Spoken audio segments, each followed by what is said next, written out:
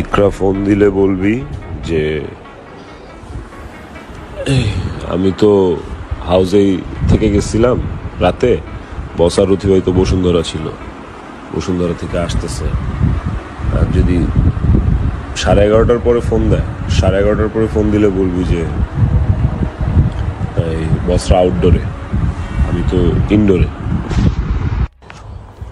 শোয়েব, এই যদি মেসেজটা শুনে থাকোস তাইলে ফোন দিলে বাসা থেকে বলবি যে আমরা বসুন্ধরা আছি, ওই যে ভাইয়ার এডিটিং প্যানেল ওইখানে।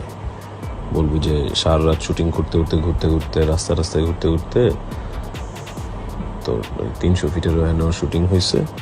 এই ছোট পর্দার অভিনেতা জাহের আলভির চরিত্র কেমন ফুলের মতো পবিত্র তা তো অলরেডি দেখেছে নাটকপ্রেমী ভক্তরা।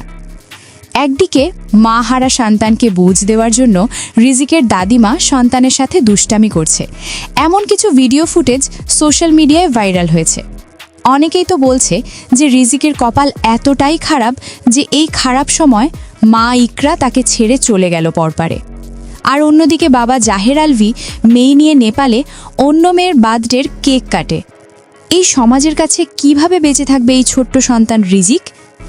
ইকরা চাইলে কিন্তু মৃত্যুর আগে সন্তানের কথা ভেবে হলেও বাকি জীবনটা পার করে দিতে পারত, কিন্তু আজ নিজেকে শেষ করে কি প্রমাণ করে দিল ইকরা যে তার জন্য আলভি আর বিয়ে করবে না? এইসব কষ্ট কিছুদিন থাকবে, একটা সময় সব ধামাচাপা হয়ে যাবে। ইকরার মতো মেয়েকে কেউ আর মনে রাখবে না, কিন্তু ইকরা ও আলভির সন্তান রিজিকের কি হবে? এই বেচারা ছেলেটির জীবনের শুরুতে যে হোঁচট খেল তার দায়ভার আসলে কে নিবে? আসুন, যাদের কারণে এই সুন্দর সংসারটি আজ ভেঙে একাকার হয়েছে তাদের কঠিন শাস্তির দাবি জানাই আমরা।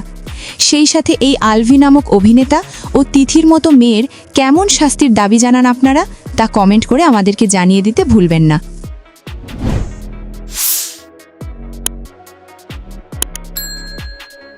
ভিডিওটি দেখার পর আপনাদের মূল্যবান মতামত আমাদেরকে কমেন্ট করে জানিয়ে দিতে পারেন।